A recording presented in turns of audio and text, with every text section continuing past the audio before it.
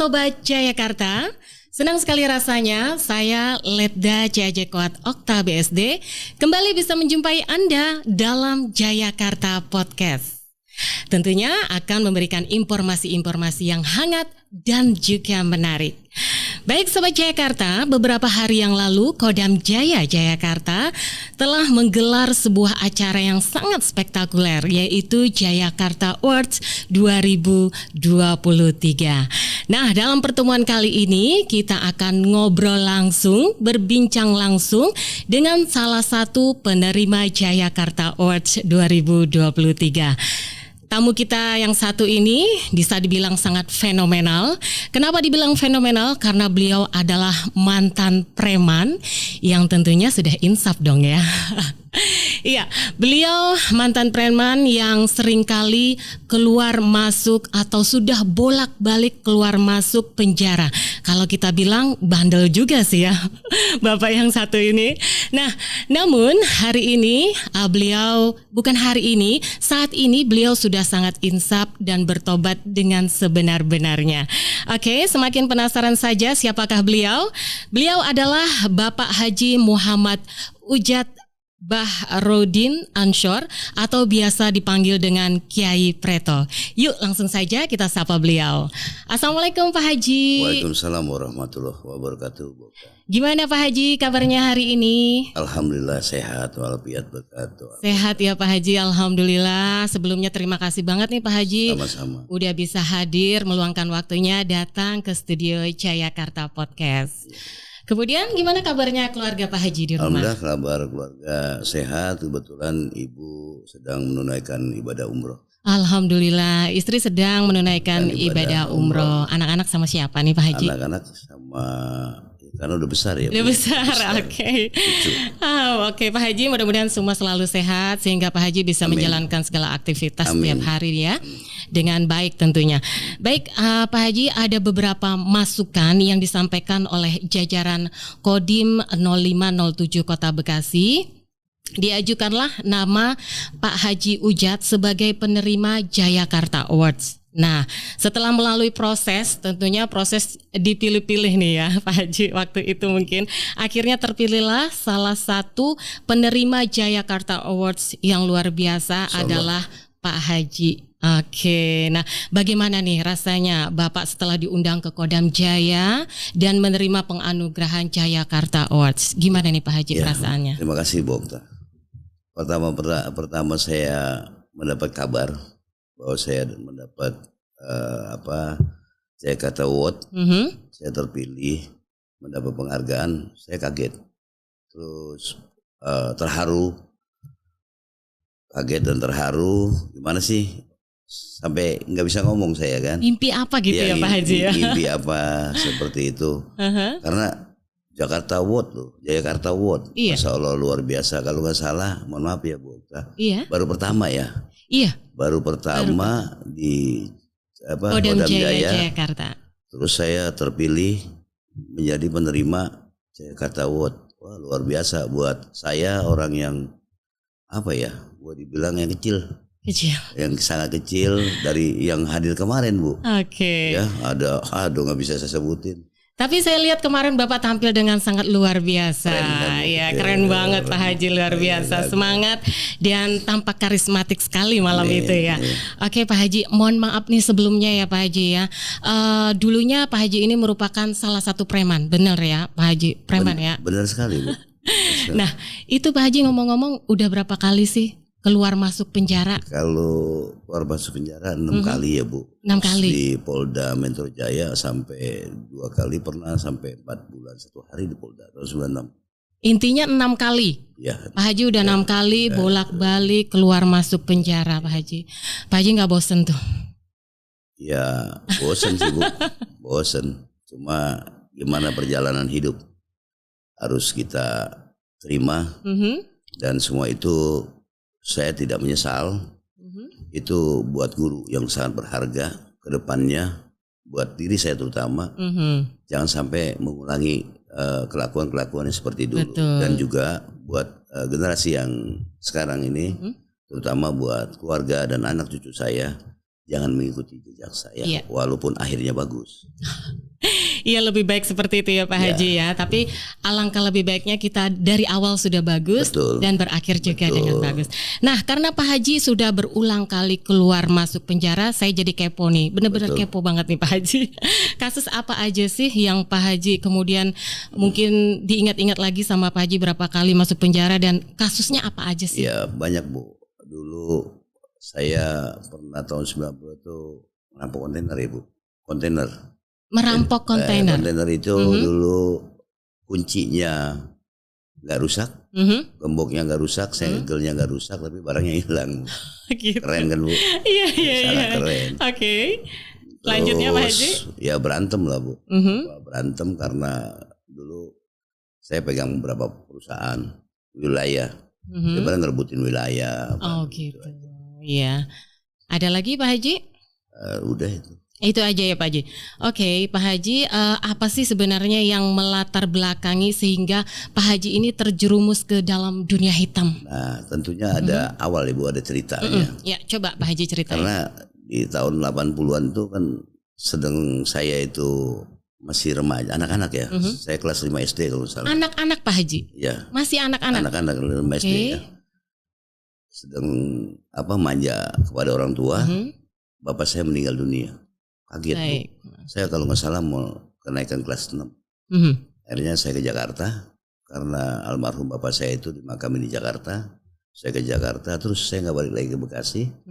Putus sekolah, tidak ada yang sekolahin lagi. Akhirnya bagaimana saya bisa bertahan hidup, ibu, 2 kakak saya dan 2 adik saya. Jadi bagaimana bisa bertahan hidup? Ya saya bandel. 5 bersaudara ya Pak Haji? 5 bersaudara. Kemudian untuk menghidupi ini? Ya bagaimana saudara saya, ibu saya bisa makan, saudara saya juga bisa makan, nggak masalah saya jadi korban tapi untuk memberi nafkah keluarga saya. Oke, jadi itu yang melatar belakangi ya. Jadi Pak Haji terjerumus ke dalam dunia hitam dan tentunya melawan hukum. Betul. Oke, nah saat ini informasi yang terkumpul, saya begitu banyak mendengar harum sekali nama Pak Haji saat ini dengan berbagai kegiatan atau aktivitas yang bermanfaat bagi orang banyak. Amin. Nah, pertanyaan saya nih Pak Haji, sejak kapan Pak Haji dibilang insaf, bertobat, bahkan beralih menjadi sosok yang membawa manfaat bagi orang banyak?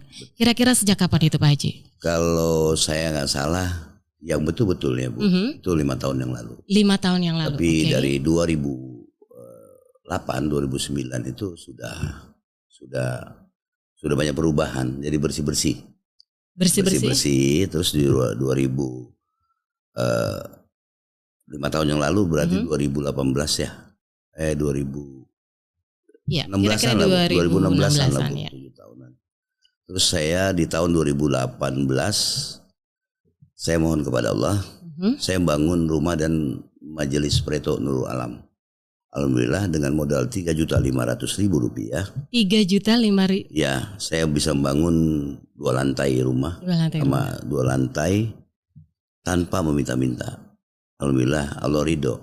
Jadi kalau nggak salah itu bulan Januari, bulan Desember tanggal 10 2018 saya bangun rumah terus sama majelis Preto Nurul Alam. Dulu bukan majelis Bu, Padepokan Preto Nurul Alam. Preto itu preman tobat. Preto preman tobat. Iya. Jadi alhamdulillah Allah ridho. Allah ridho, iya. Allah ridho 3.500.000 rupiah. Saya bisa bangun habis sekitar 2 miliar Bu. 2 miliar. Ya, tapi saya nggak minta apa-apa, nggak pernah minta sama siapa. Ya Allah kasih begitu aja. Ada aja orang yang nyasar gitu Bu. Iya, karena bukan berarti nggak ada yang bantu ya. Tapi saya tidak pernah meminta.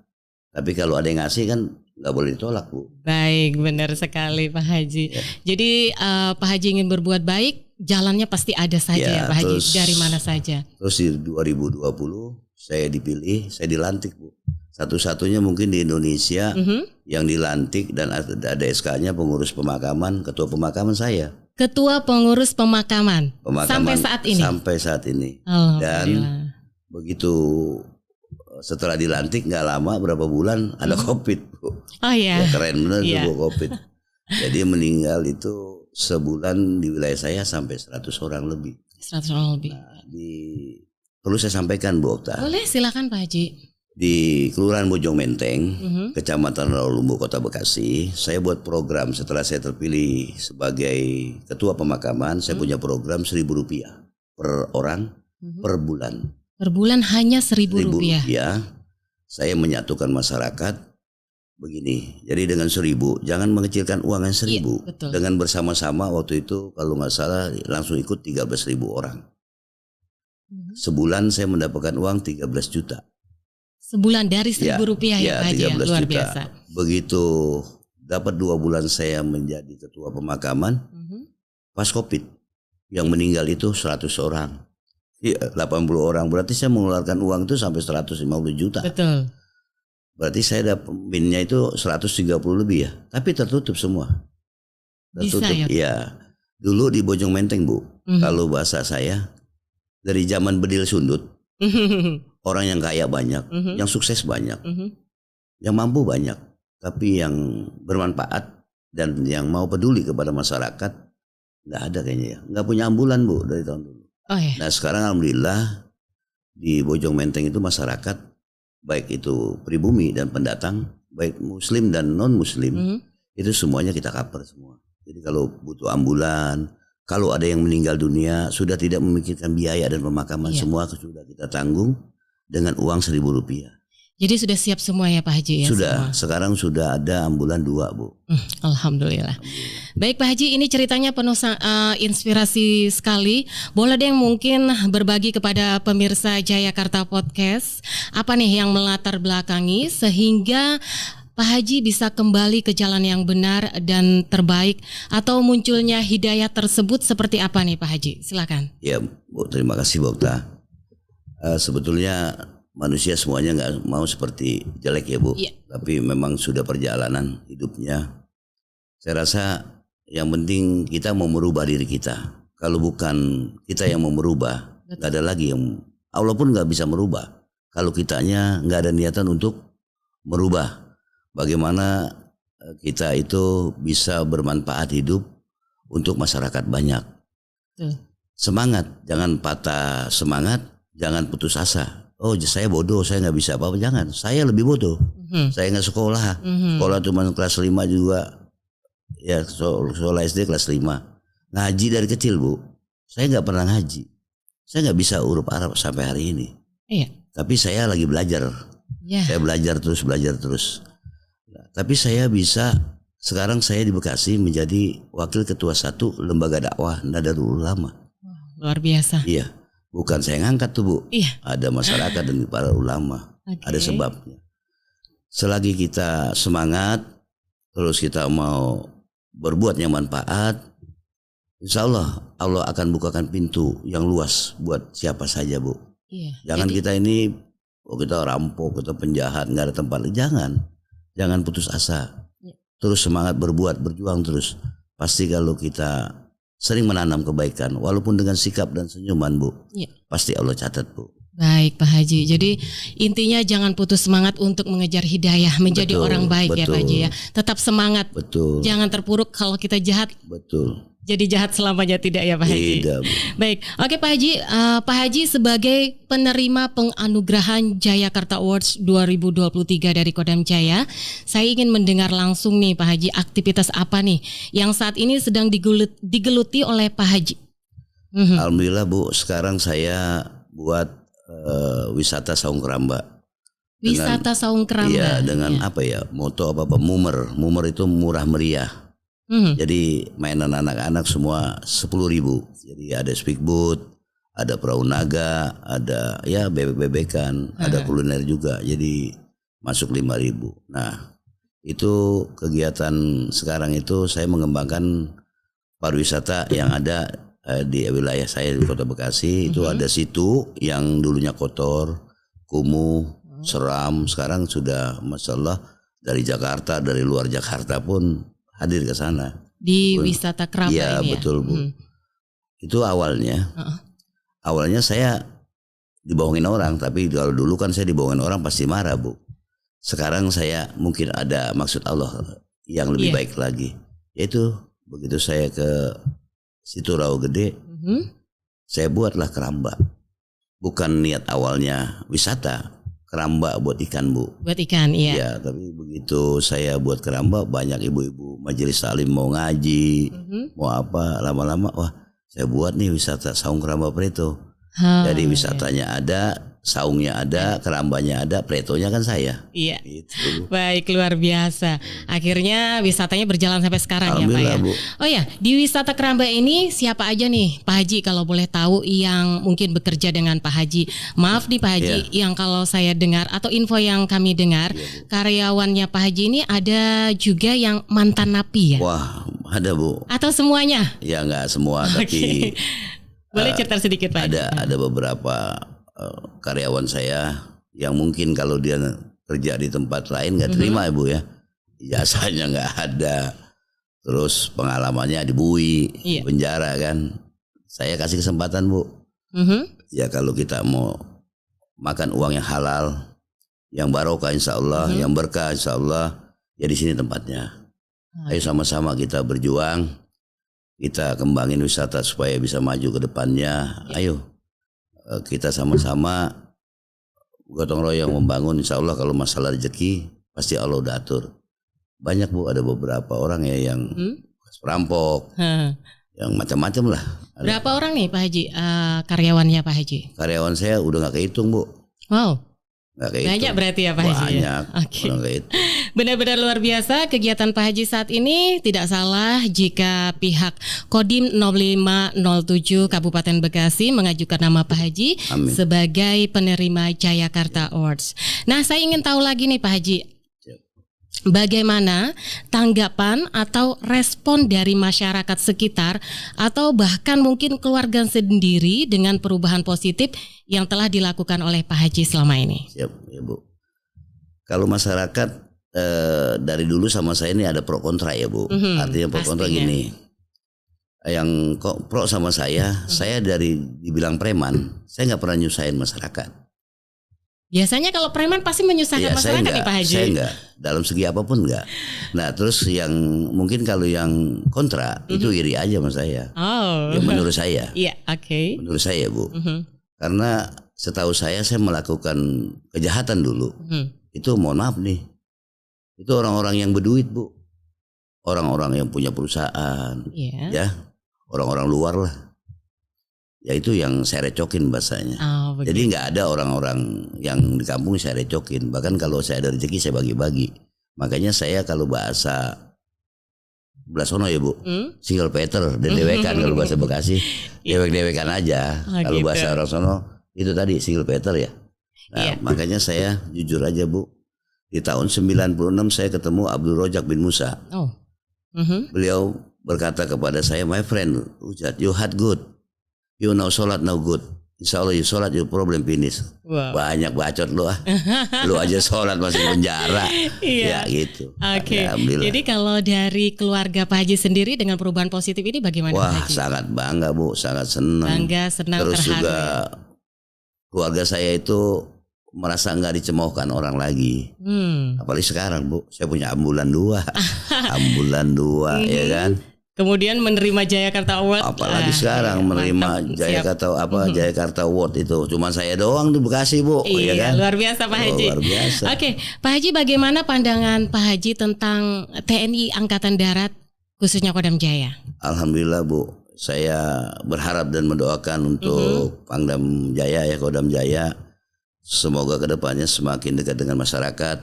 Dan semakin jaya di NKRI. Selalu menjaga NKRI dan rakyatnya Bu. Betul. Insya Allah semoga Kodam Jaya, semakin luar biasa lah Bu. Amin. Manfaat bagi rakyat Indonesia. Baik, oke Pak Haji, bagaimana mungkin yang dirasakan secara pribadi nih tentang tugas TNI Angkatan Darat di wilayah Bekasi, khususnya di wilayah tempat tinggal Pak Haji. Gimana nih Pak Haji? Siap Bu.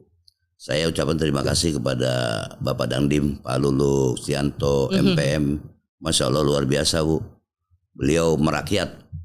Saya membesarkan beliau, bukan. Ini dari hati saya yang paling dalam. Beliau Masya Allah luar biasa. Beliau betul-betul bermasyarakat, sahaja, dia tidak mengenal orang kecil, sampai ya mohon maaf ya Bu, yang KPJ kelompok pemusik jalanan itu, sampai beliau tuh gigitin nyamuk ya ke got-got, benar beliau masya Allah luar biasa. Buat Pak Dandim 0507 keren Bu, keren. Okay. Keren. Jadi masyarakat di sekitarnya Pak Haji benar-benar membanggakan beliau karena beliau langsung terjun langsung ya Pak Haji. Beliau itu masya Allah, saya jujur ya, semenjak saya kenal sama beberapa Dandim, tapi nggak sesupel beliau ya, sedekat beliau. Oke Pak Haji. Baik Pak Haji, kemudian mungkin ada harapan untuk TNI Angkatan Darat dan Kodam Jaya khususnya ke depan. Silakan Pak Haji. Harapan saya, ya harapan saya semakin ini turun ke bawah lagi lah Bu. Turun ke bawah lagi, memperhatikan yang di bawah lagi. Yang di bawah lagi karena masyarakat ini kan butuh kedekatan dengan TNI karena TNI itu kan kuat karena rakyat juga kuat karena juga rakyat. Rakyat. Oke, kami salut dan merasa terharu dengan kisah perjalanan kesempatan yang baik ini. Mungkin ada pesan khusus nih dari Pak Haji untuk pemirsa. Mungkin bisa disampaikan Pak Haji, silahkan. Ya, saya izin ya Bu, saya ngucapin terima kasih kepada masyarakat khususnya Bojong Menteng, Kelurahan Bojong Menteng, Kecamatan Rolumbu yang sudah mendukung saya dengan berbagai macam program pemakaman. Saya terima kasih Pak Lurah Hasan Simalawat yang sudah begitu luar biasa mendukung Preto, dan saya juga mengucapkan terima kasih kepada Bapak Dandim, Bapak Luluk Yanto MPM Kodim 0507 Kota Bekasi yang luar biasa semangat Pak Kolonel, Pak Dandim. Insya Allah saya hanya bisa membalas dengan doa. Semoga Pak Dandim, khususnya TNI, Tentara Nasional Indonesia terus berkibar, terus manfaat buat masyarakat dan negara kesatuan Republik Indonesia. NKRI harga mati, Pancasila tetap jaya. Oke, baik Pak Haji, terima kasih banget untuk kehadiran Pak Haji hari ini. Semoga Pak Haji selalu sehat dan sukses selalu. Amin, ya. Amin. Baik, Sobat Jayakarta, demikianlah perbincangan kita dengan penerima Jayakarta Award 2023. Nah, satu yang perlu kita ingat bahwa orang yang hebat itu adalah orang yang mau mengakui kelebihan orang lain dan juga mau mengakui kekurangannya. Oke, ikuti informasi-informasi menarik lainnya di channel Jayakarta Podcast berikutnya. Sampai jumpa.